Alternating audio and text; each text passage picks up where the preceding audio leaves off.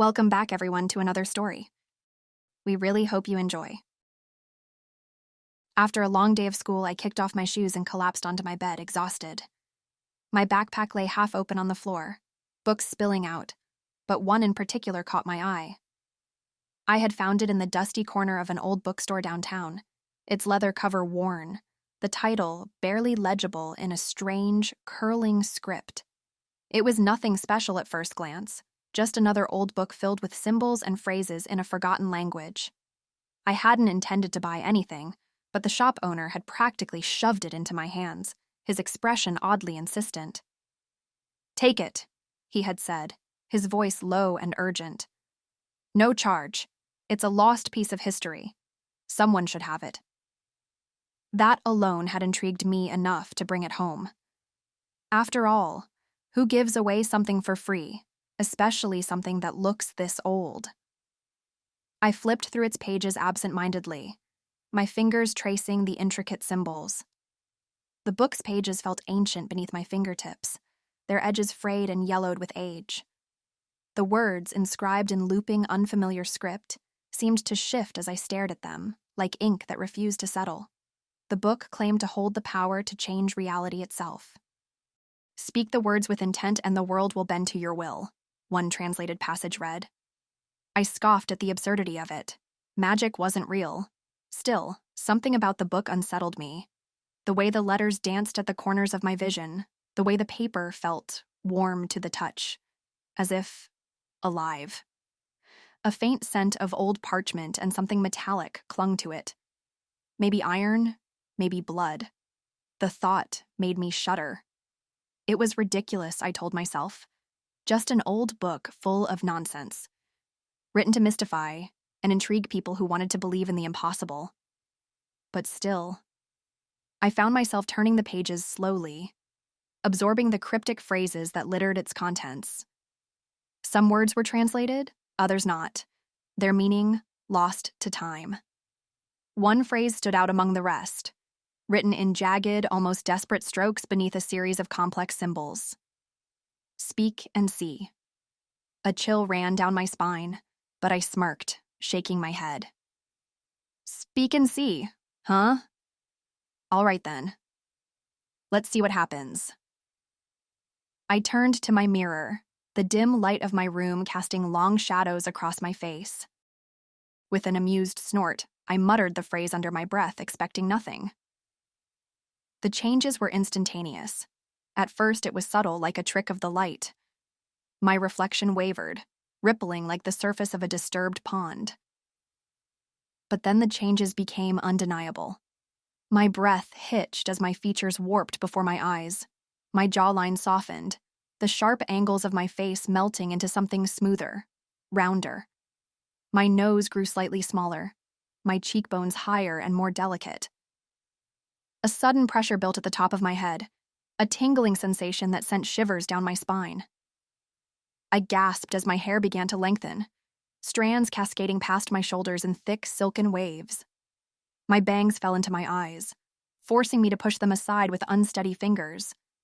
The weight of it was strange, alien, as if my body no longer belonged to me. The changes didn't stop there.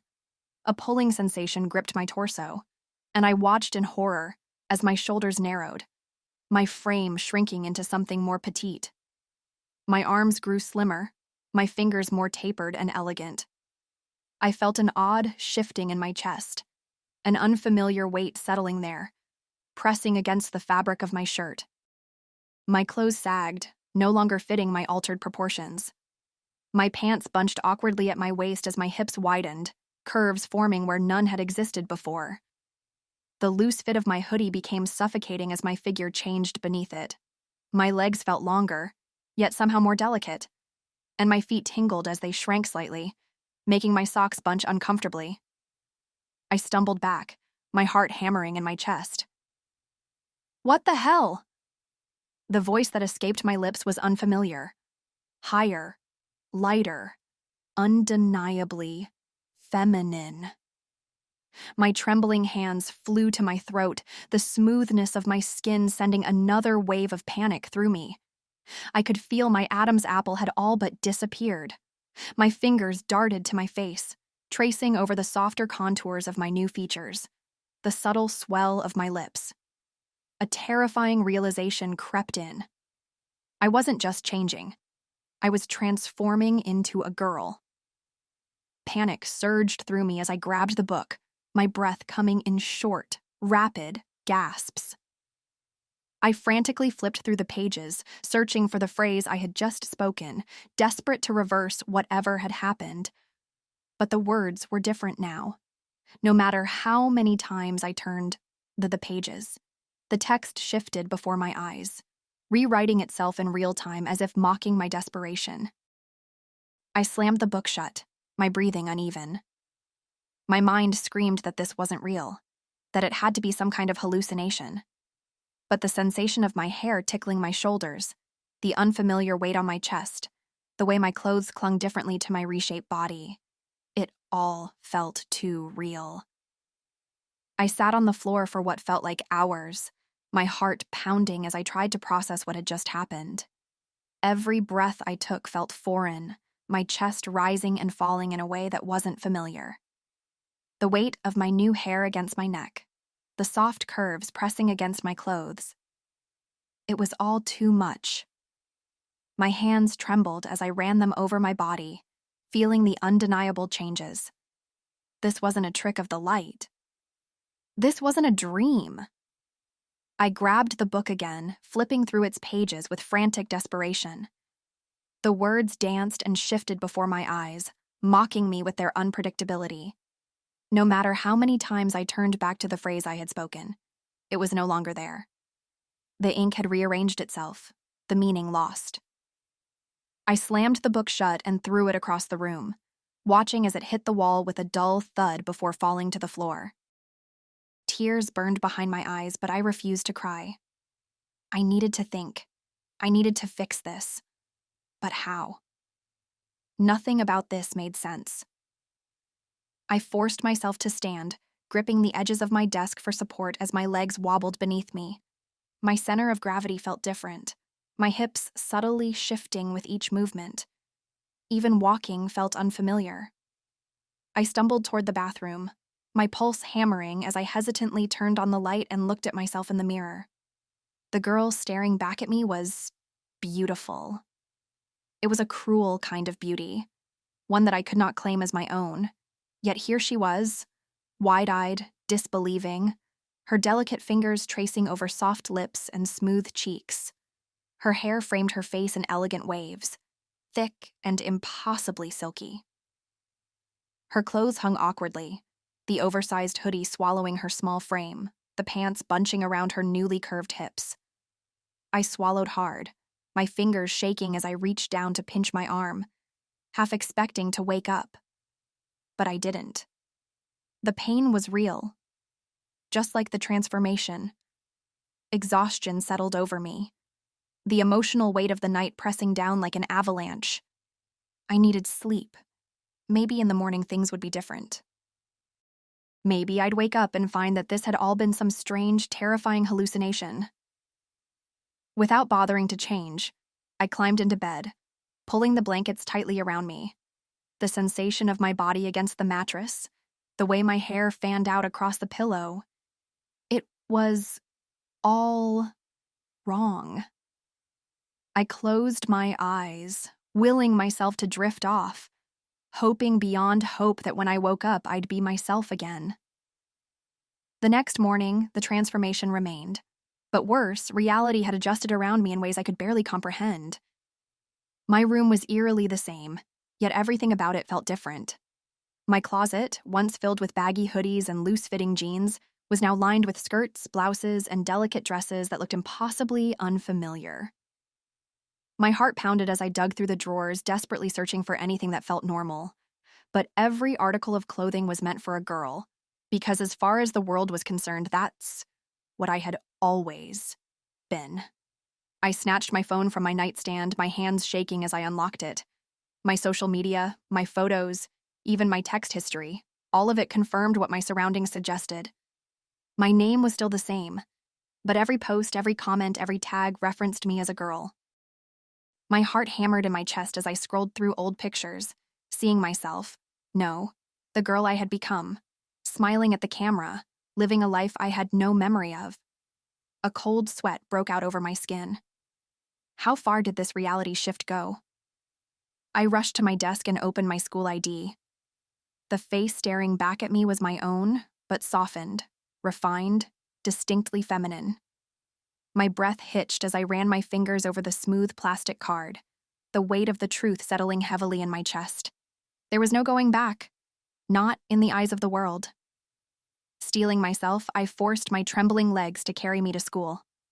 The moment I stepped onto campus, I knew I was in over my head.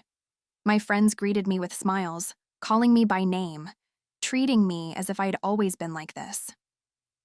Teachers addressed me without hesitation, their voices lacking any trace of confusion.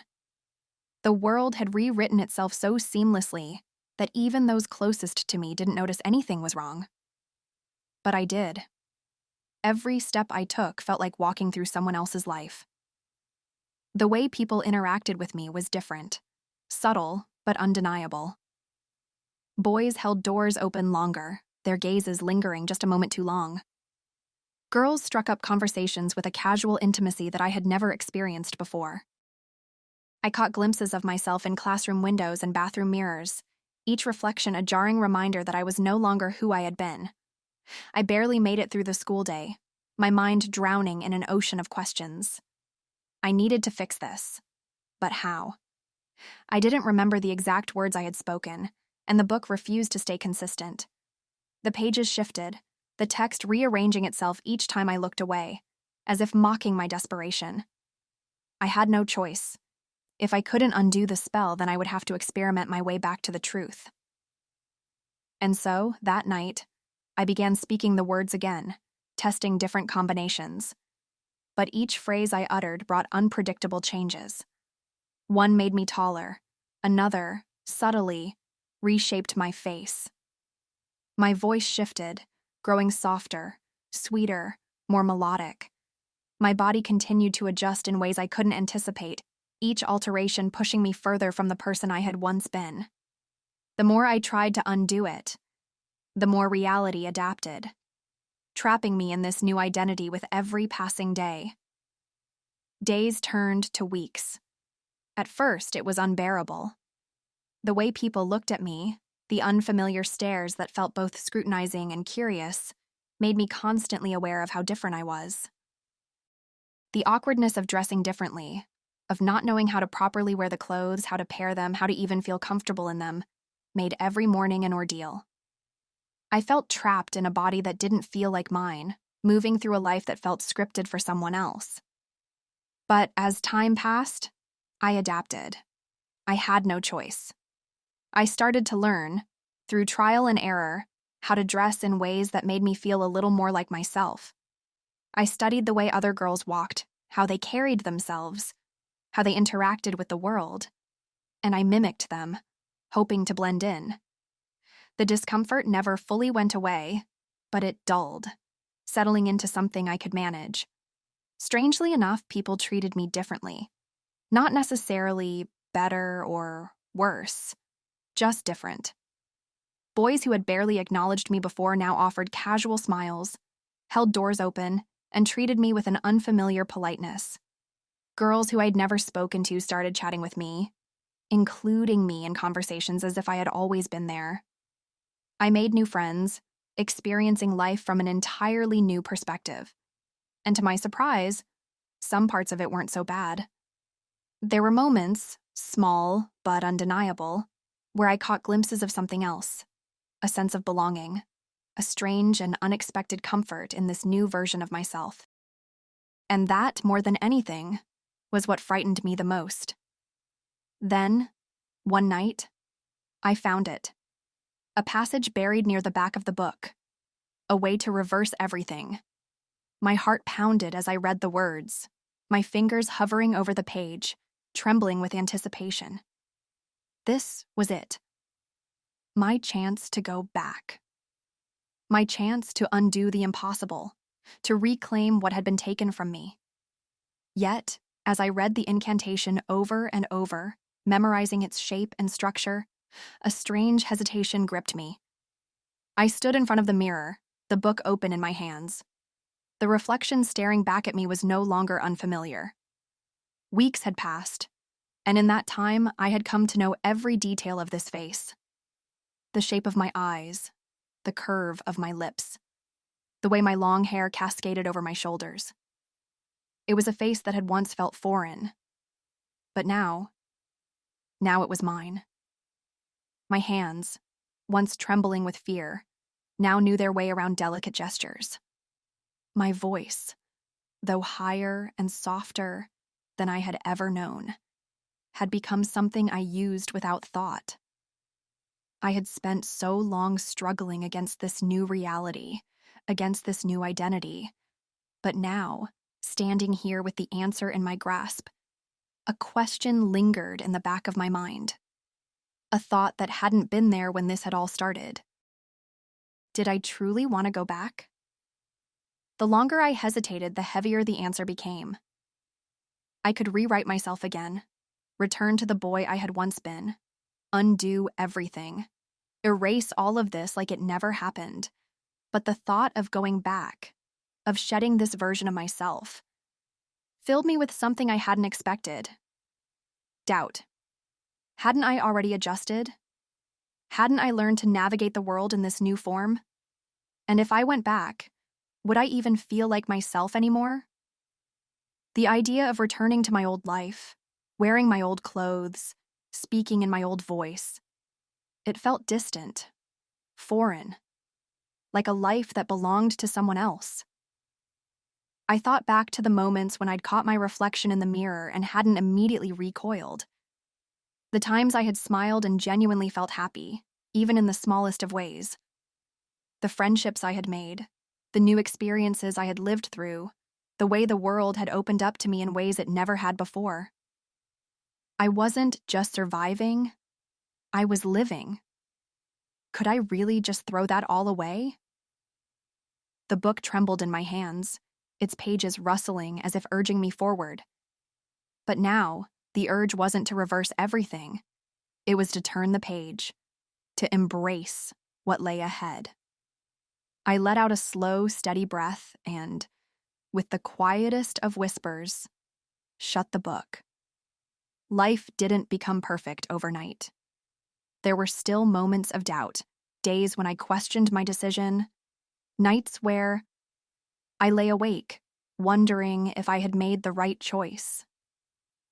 But each morning, as I woke up and faced the world, I felt a little more sure, a little more comfortable in my skin. I found new joys, new passions. I built friendships and let myself be seen in ways I never had before. As the months passed, I stopped thinking about the book entirely. The spell had given me a new life, and in the end, I chose to keep it. Not because I had no way back, but because deep down, I realized I no longer wanted to return. Thanks for watching this video. More videos will be coming very soon. If you enjoyed this story, you'll love the story shown on screen or another one from our playlist. Before you go, remember to check out our new Patreon page for more stories, polls, and community chats with me. There is more info in the pinned comment and description. Thanks for watching.